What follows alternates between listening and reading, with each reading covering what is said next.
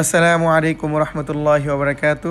প্রিয় ভিউয়ার্স, আশা করি খুবই ভালো আছেন আল্লাহর রহমতে। আমিও ভালো আছি।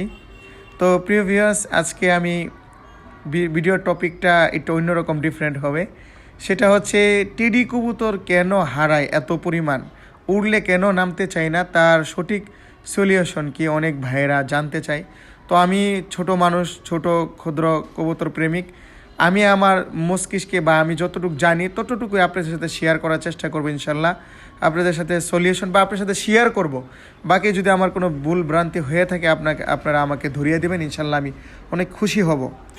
তো প্রিয় ভিউয়ার্স, আসলেও টিডি কবুতর হারানোর রহস্য কী বা কেন নামতে চায় না বা এর আসল সলিউশনটা কী। তো প্রিয় ভিউয়ার্স, আমি আমার ক্ষুদ্র জ্ঞানে আমি যতটুকু বুঝি বা কবুতর আলহামদুলিল্লাহ অনেক আগের থেকে উড়াই, ইদানিং রিসেন্টলি আসলে উড়াইতে পারতেছি না জায়গার কারণে বা এখনও কাজ শেষ হয় নাই এজন্য।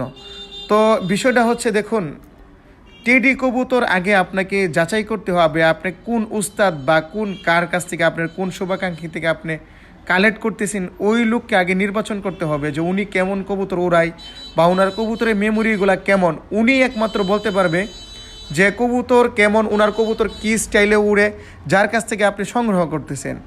এখন 2 নম্বর বিষয় হচ্ছে ভাই, যে কারণ এই কথাটা কেন বললাম ভাই, কারণ আপনি দেখুন, আমরা বাহির থেকে কবুতর ইনপুট করাই বা কারো কাছ থেকে সংগ্রহ করি, আমরা অন্ধবিশ্বাসের মতো কিন্তু একমাত্র আমাদের আনতে হয়, বিশ্বাস করে আনতে হয়, না হলে কোনো উপায় থাকে না। আনার পরে দেখা যায় আকাশে বাচ্চা দেওয়ার পরে হয় কি, আমাদের ওয়েদারের সাথে অ্যাডজাস্ট হয় না।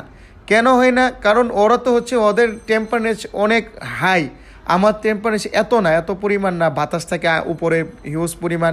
তো টেডি কবুতরগুলো হয় কি, তো মাশাল্লাহ আসলে কবুতর, টেডি কবুতর উড়ে, সব কবুতরই কম বেশি উড়ে, কিন্তু ব্লাড যদি আপনার 100 থাকে আলহামদুলিল্লাহ ভালো রেজাল্ট আপনি পাবেন।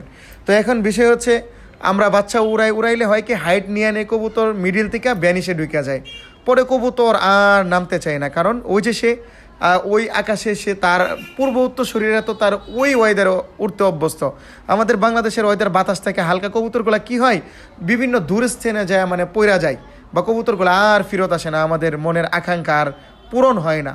এরকম করে বহুত কবুতর আমি হারাইছি। এবং আমি একটু আমার এটা হচ্ছে, আমি ব্যানিশ থেকে আমার মানে জিরো ফাঁক থেকে যদি ব্যানিশে না যাই, তাহলে ওই কবুতর আমার ভালো লাগে না, আমি লফটে রাখিও না। এটা হচ্ছে আমার ব্যক্তিগত, কিন্তু এটা আমি মানে আমার উস্তাদ যে আছে, যে আমাকে শুটিং লাইন গার্ড দেয়, উনি এটা পছন্দ করে। উনি কমসে কম বলে 2-3 পাক, কিন্তু আমার আসলেও মানে কিসের জন্য জানি, মানে জিরো পাকতে যদি কবুতর না ওড়ে, এটা আমার ভালো লাগে না। আরেকটা কথা হচ্ছে ভাইয়েরা আমার, কবুতর কেনার সময় যত ব্লাডই ভালো হোক না কেন, আপনি যদি পিয়ারিং ভালো সেট না করতে পারেন ভাই, আপনি মহা কিছু ভালো কবুতর হলে তাকে গোল্ড, স্বর্ণ, হীরা খাওয়াইলেও আপনি ভালো পারফরমেন্স আপনি পাবেন না। এই জন্য কী করতে হবে, আগে আপনার পিয়ারিং সেট ভালো করতে হবে। কবুতরের পাখা, চোখ, জোর পাক, হাড্ডি অনুযায়ী ধরে আপনি যদি বুঝেন, আর যদি না বুঝেন, যারা আপনার বড়রা আছে বা উস্তাদ মাপের যারা ভালো বুঝে, তাদেরকে একদিন নিয়ে যান আপনার বাসায়, নিয়ে বলেন যে ভাই আপনি আমার পিয়ারিংটা সেট করে দেন, তাহলে ইনশাল্লাহ আপনারা অনেক ভালো কিছু পাবেন। কিন্তু আমাদের অনেক ক্ষেত্রে হয় কি, আমরা ভালো কবুতর থাকা সত্ত্বেও পিয়ারিং সেট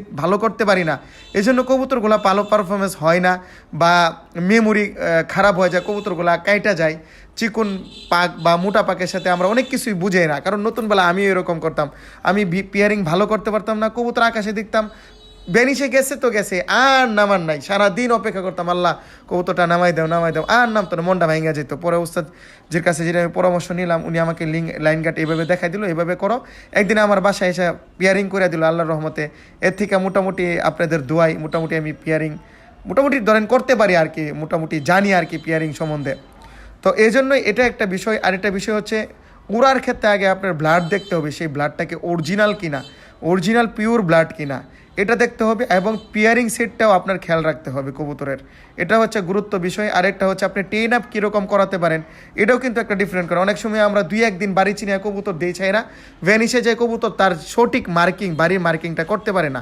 এই জন্য এই বিষয়গুলো যদি আমরা খেয়াল রাখতে পারি, ইনশাল্লাহ আশা করি ইনশাল্লাহ আমাদের কবুতর হারাবে না এবং আমাদের কাঙ্ক্ষিত লক্ষ্যে আমরা পৌঁছাইতে পারবো। এই জন্য 3টা বিষয় খেয়াল করা, কবুতরের পিয়ারিং সেট এবং কবুতরের ব্লাড, এবং কবুতর যদি আপনি না পারেন, তাহলে আপনার যারা বড়রা আছে তাদেরকে নিয়ে পেয়ারিং করেন, ইনশাল্লাহ আশা করি ভালো ফলাফল পাবেন। তবে সবাই সুস্থ থাকবেন, ভালো থাকবেন, ইনশাল্লাহ আবার কোনো একটা ভিডিওতে দেখা হবে।